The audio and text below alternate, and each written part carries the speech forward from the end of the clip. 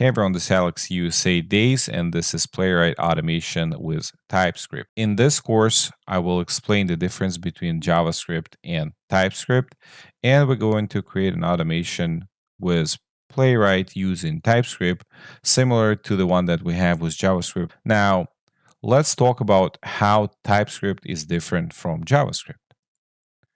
So TypeScript is a superset of JavaScript that extends JavaScript with static types, helping developers catch errors during development before they turn into bigger problems in production. While you might not notice much difference between JavaScript and TypeScript in small Playwright tests, TypeScript can be highly beneficial for larger automation projects by improving maintainability and reducing runtime errors. Additionally, starting with TypeScript version 7, support for the Go compiler will improve performance for larger projects, potentially making TypeScript the new standard for Playwright automation. If you're just starting with automation, check out my Playwright automation course with JavaScript and my JavaScript for QA course to get you started. Now let's talk about difference between JavaScript and TypeScript.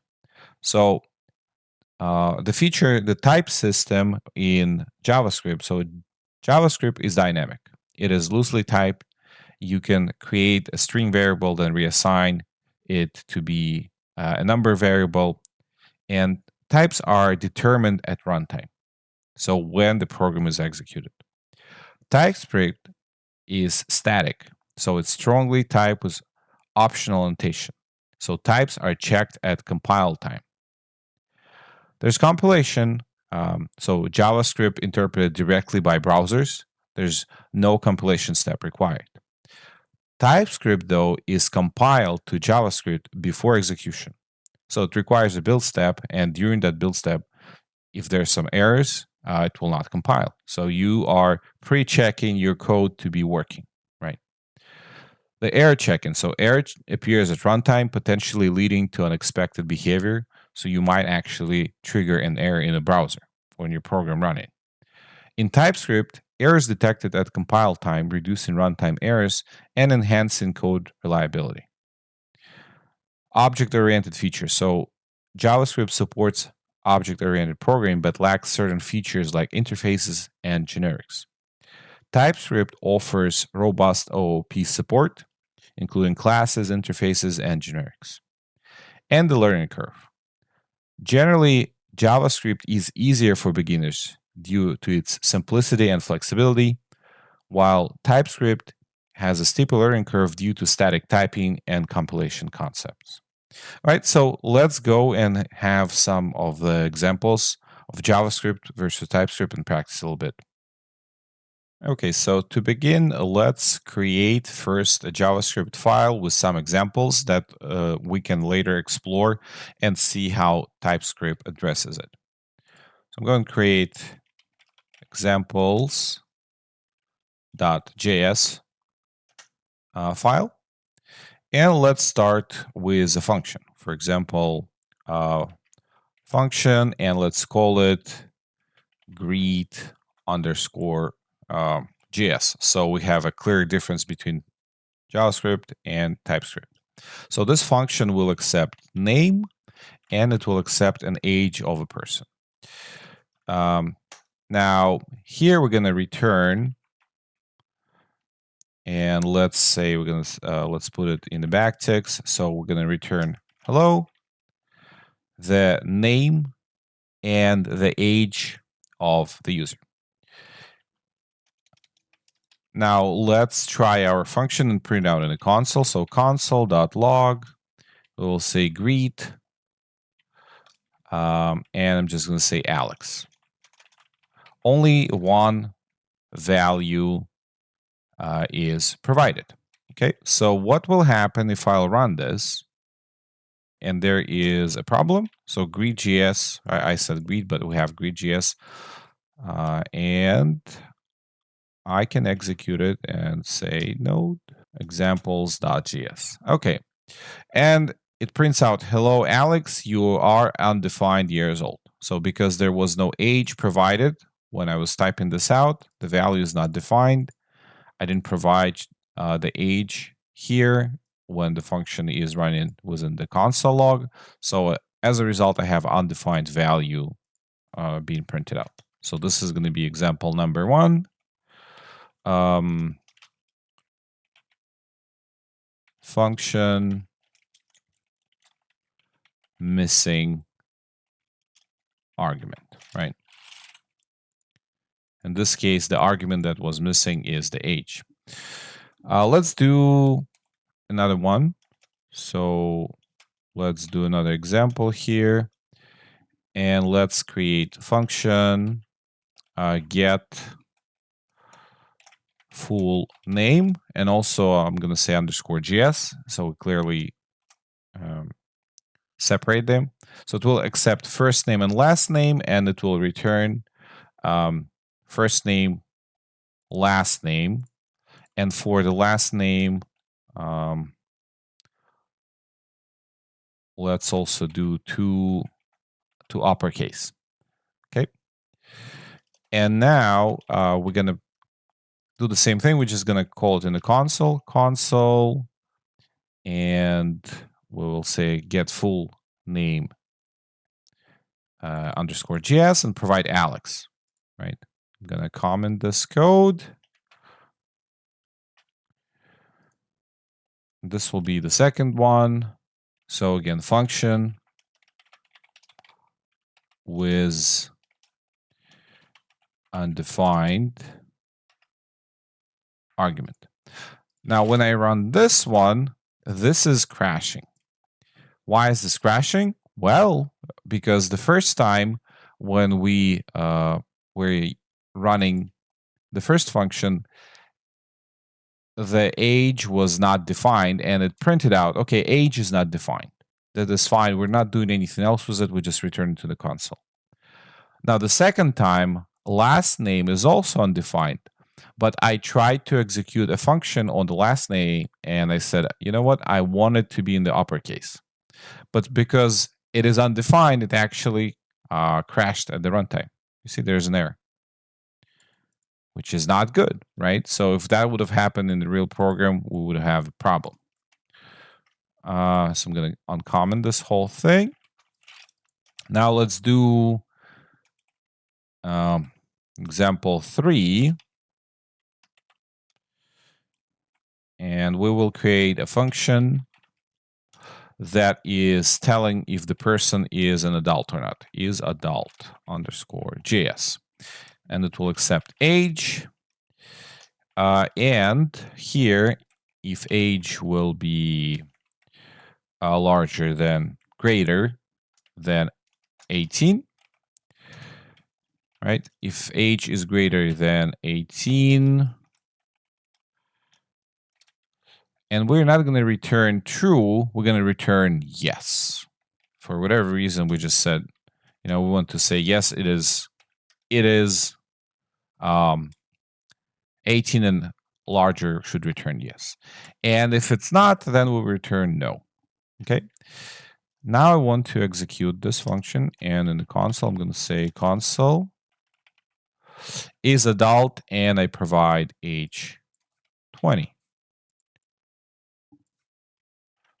So I'm going to comment out the first two.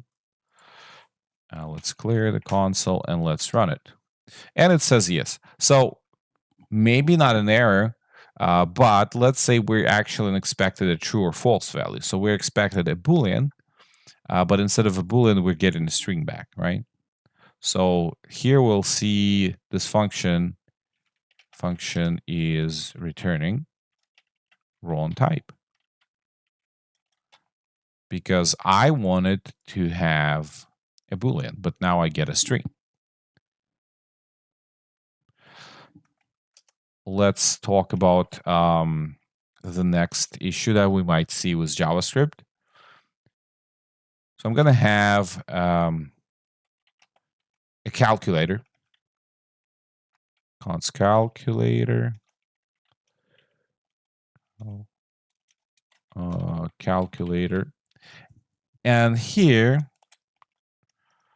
for the calculator, I have a function, multiply, multiply, and this function will accept two values, two parameters a and b, and then it will return their multiplication.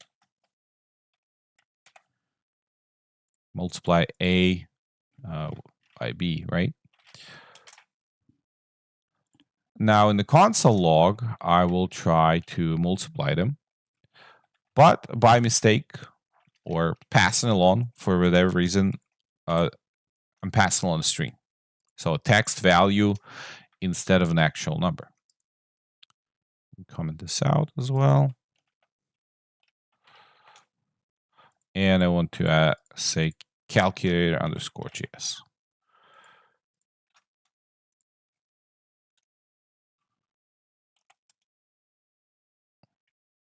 Okay, like this. Let's run it. So node examples JS. And again, calculate. This is, we forgot that we updated the name. So we have to update the name here. So for multiplication, JavaScript is actually converting one value to another. So let's, instead of multiplication, let's do addition. So I'm going to rename this to addition. So I'll have a more visible example. So addition, and then instead of multiplying it, we'll do a plus b. Okay. Now when I have strings, and I need to say addition. So when I have strings, now it gives me 55. Because instead of adding them, it just brings them together, right? But if I'll have one value is as 5, not a string, but a number, well, still 55. So in order to have it properly executed, both of them have to be a number. When one is a string and another is a number, both of them get converted to a string and the string 55 return. Object method accepting wrong type.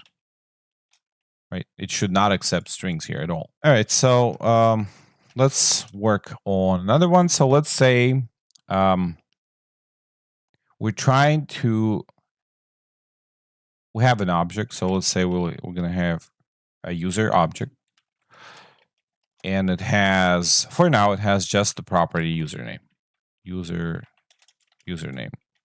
Alex, right?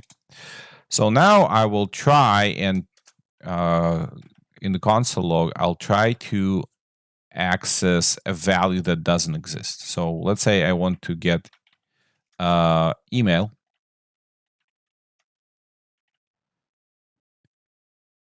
And maybe length, how long the email, how many characters there is, right? Lengths. Right? So we'll have that. Now, if I'll execute this,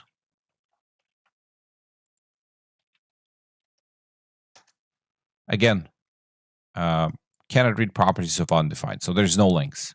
There's no email, and I can't read the lengths of the email in the console log. So this object is missing, or we're trying to access missing property. Okay. And this number 6 would be having an array that might be causing issues. Let's say we have, so this will be number 6, mixed type in array, right? So const, let's say we have array of numbers, right? And we say 1, 2, 3, 4, 5, and then 6 is a string. So like that, right? I will have this as underscore GS and numbers underscore GS. Okay, so the reason why I'm doing underscore GS, because if I'll have a TypeScript here in the same folder, it will actually look, because I have it globally, it will look at the method names and it will say, they're duplicate. So I want to avoid that by having a distinct name with underscore GS here. Okay, I'm going to uncomment this. uncomment this, this, this,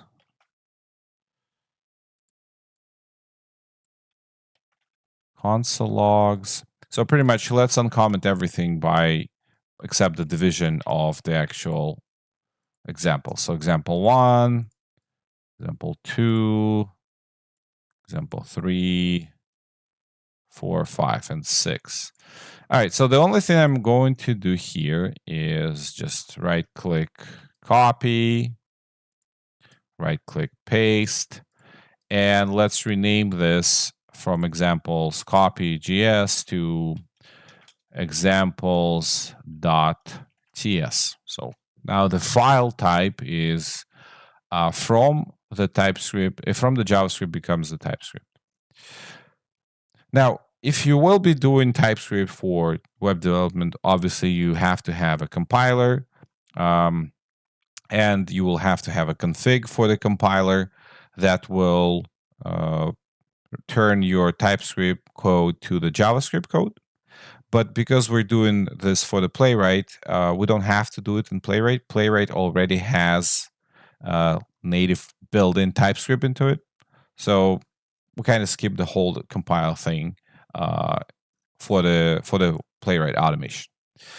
So the only thing you see, there's a highlighted code that says duplicate function implementation. This is because we have already greet.js in examples.js. So I'm going to rename all those to the TS.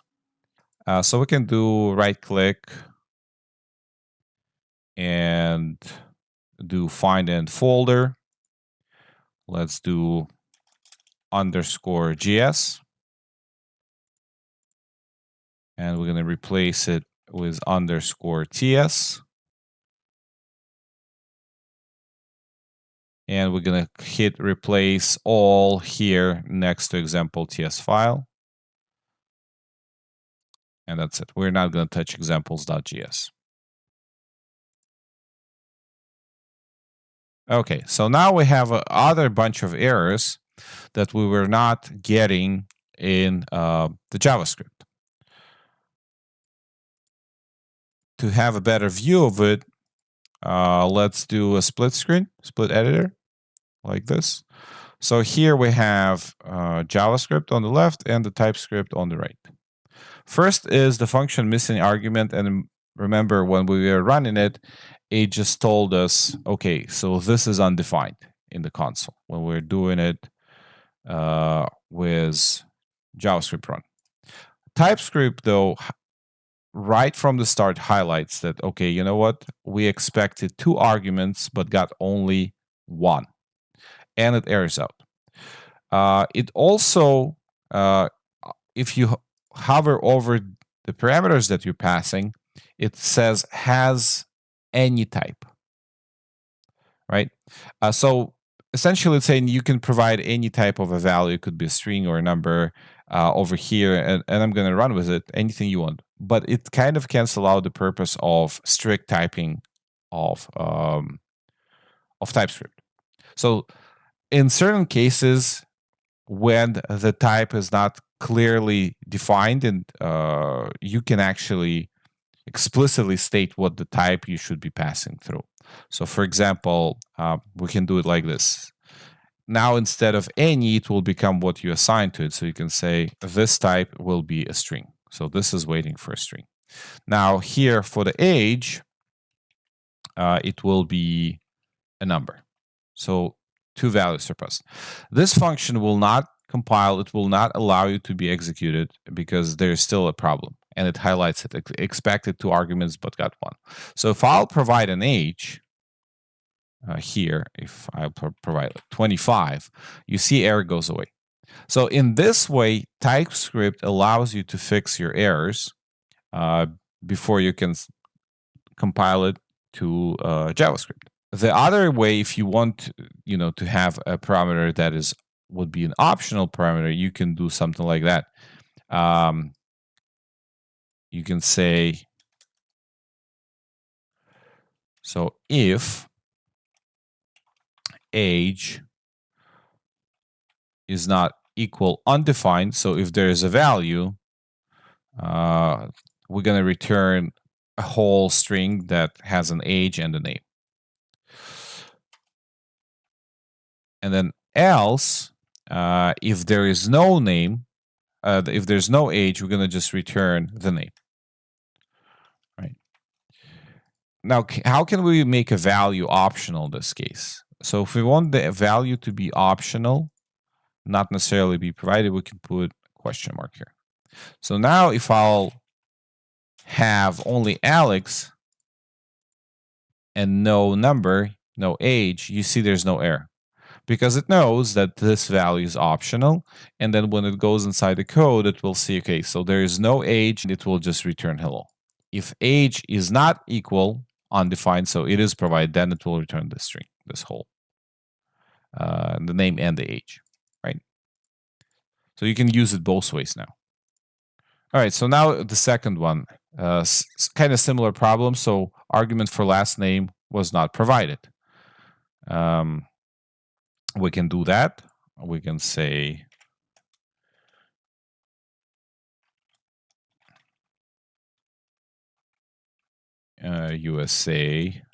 USA days, right? And now you see the error goes away. Again, if you hover over the parameters, it has, again, type any. If you want to have a specific parameter being passed, a specific type, you can say string. So string for the first name and string for the last name, right?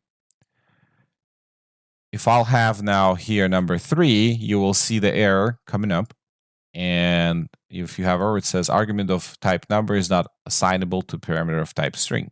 So it actually takes for it actually goes and checks that the type is matching, right?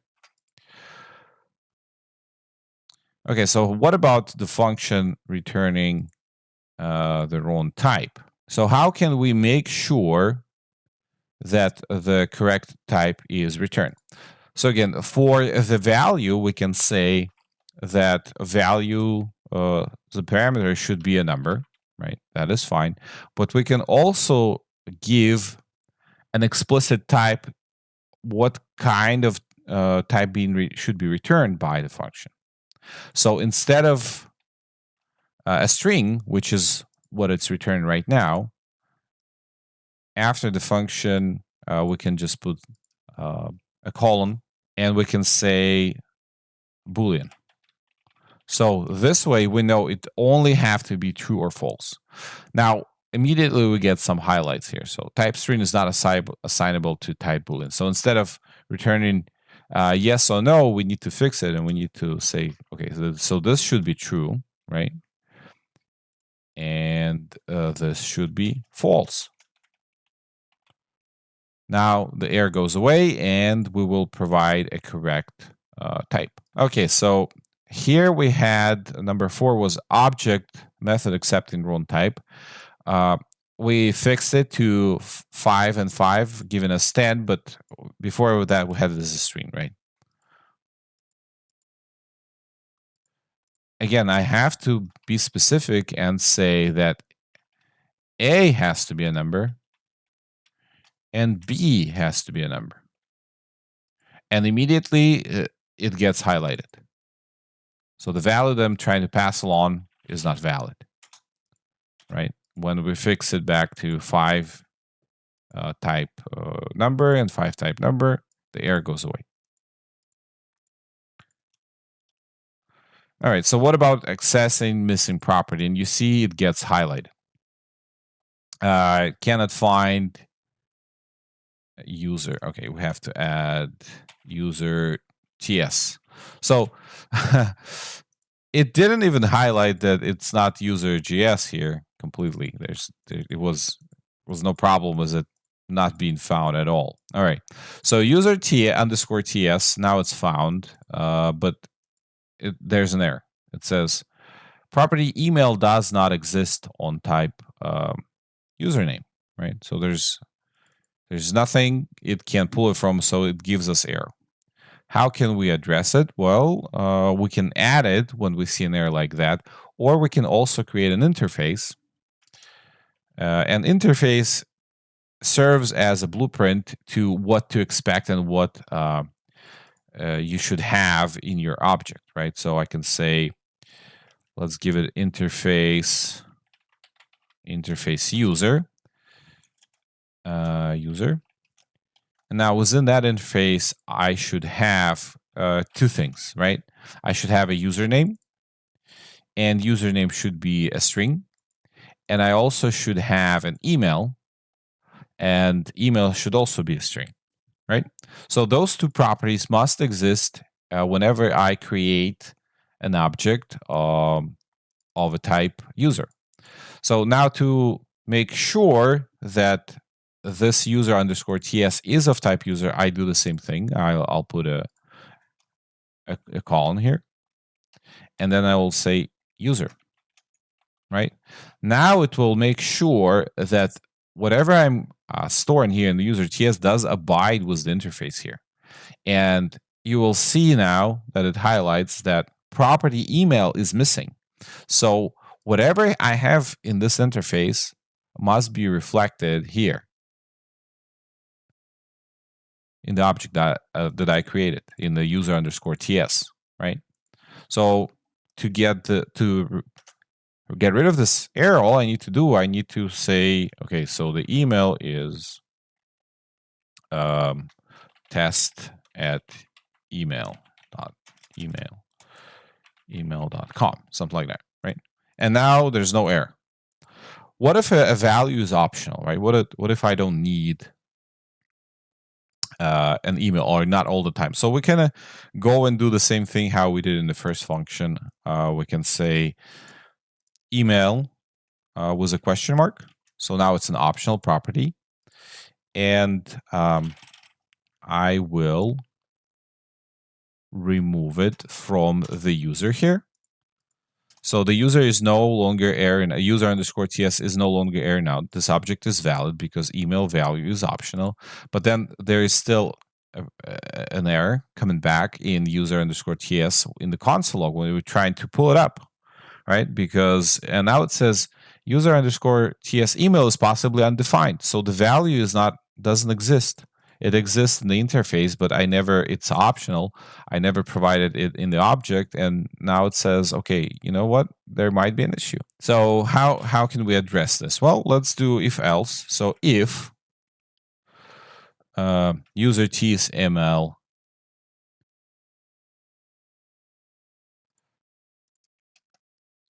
is if user TS email is not equal undefined, exclamation mark, equal is not equal undefined. So if it's not equal, then we will print it out, right? We can get the length.